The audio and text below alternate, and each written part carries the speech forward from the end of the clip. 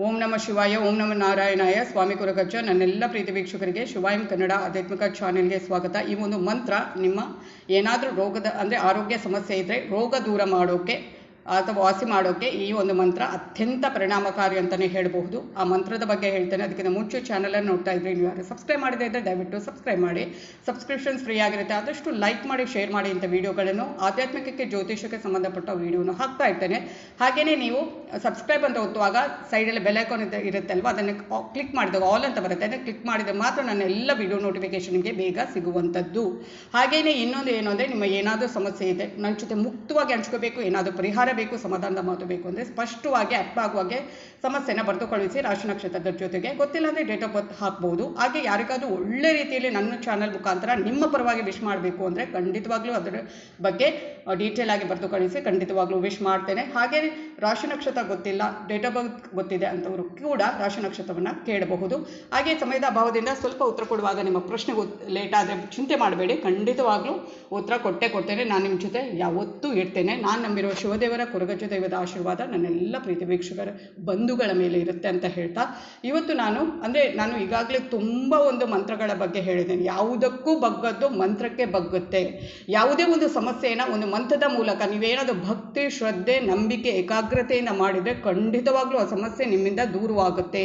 ದೇವರನ್ನು ನೀವು ಎಷ್ಟು ಭಜಿಸ್ತೀರೋ ಅಂದರೆ ದೇವರನ್ನು ಎಷ್ಟು ಪೂಜಿಸ್ತೀರೋ ಈ ಒಂದು ಮಂತ್ರವನ್ನು ಜಪಿಸ್ತಾ ಇದ್ದರೆ ಖಂಡಿತವಾಗ್ಲೂ ಅದರಿಂದ ಅಂದರೆ ಯಾರೂ ಇಲ್ಲದವರಿಗೆ ದೇವರು ಗತಿ.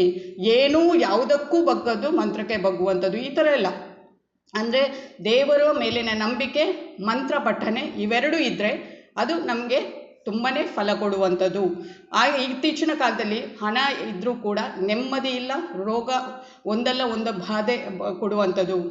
ಹಣ ಇದ್ದು ಏನು ಪ್ರಯೋಜನ, ನೆಮ್ಮದಿನೂ ಇಲ್ಲ, ಆರೋಗ್ಯನೂ ಇಲ್ಲ ಅಂದರೆ ಹಣ ಇದ್ದರೂ ಏನೂ ಪ್ರಯೋಜನ ಇಲ್ಲ. ನಮಗೆ ಬೇಕಾಗಿರುವುದು ಈಗಿನ ಕಾಲದಲ್ಲಿ ಮೊದಲಿಗೆ ಮನಃಶಾಂತಿ, ನೆಮ್ಮದಿ, ಇನ್ನೊಂದು ಆರೋಗ್ಯ.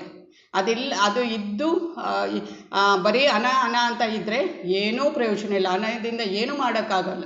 ಬೇಕು, ಆದರೆ ಇದು ಎರಡೂ ಇಲ್ಲ ಅಂದರೆ, ನೆಮ್ಮದಿನೂ ಇಲ್ಲ, ಆರೋಗ್ಯನೂ ಇಲ್ಲ ಅಂದರೆ ಏನು ಪ್ರಯೋಜನ ಅಲ್ವಾ?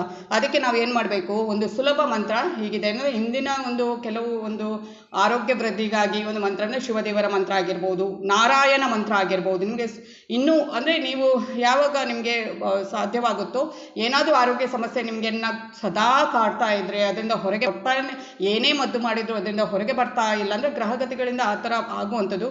ಆಗ ಏನಾಗ ಬೇಸತ್ತು ಹೋಗಿರುತ್ತೆ ನಿಮಗೆ. ಅದಕ್ಕೆ ನೀವೇನು ಮಾಡಬೇಕು, ಆದಷ್ಟು ಈ ಒಂದು ಮಂತ್ರವನ್ನು ಅತ್ಯಂತ ನಂಬಿಕೆ, ಶ್ರದ್ಧೆ ಅಂದರೆ ಯಾವಾಗ ಬೇಕಾದರೂ ನೀವು ಮನಸ್ಸಿನಲ್ಲಿ ಕೂಡ ಮಾಡ್ತಾ ಇರ್ಬೋದು. ಅದು ಏನು ಅಂದರೆ ಓಂ ನಮೋ ನಾರಾಯಣಾಯ, ಓಂ ನಮೋ ನಾರಾಯಣಾಯ, ಅಥವಾ ಅದು ಆಗಿಲ್ಲ ಅಂದರೆ ನಾರಾಯಣ ನಾರಾಯಣ ನಾರಾಯಣ ಅಂತ ವಿಷ್ಣು ಪರಮಾತ್ಮನನ್ನು ಜಪ ಮಾಡೋದರಿಂದ ಖಂಡಿತವಾಗ್ಲೂ ನಿಮ್ಮ ಆರೋಗ್ಯ ಸಮಸ್ಯೆ ದೂರವಾಗುತ್ತೆ. ಆ ರೋಗಗಳು ಏನಾಗುತ್ತೆ, ವಾಸಿ ಆಗ್ತಾ ಬರುತ್ತೆ. ನಂಬಿಕೆ ಬೇಕು, ಶ್ರದ್ಧೆ ಬೇಕು, ಮತ್ತು ಭಕ್ತಿ ಬೇಕು.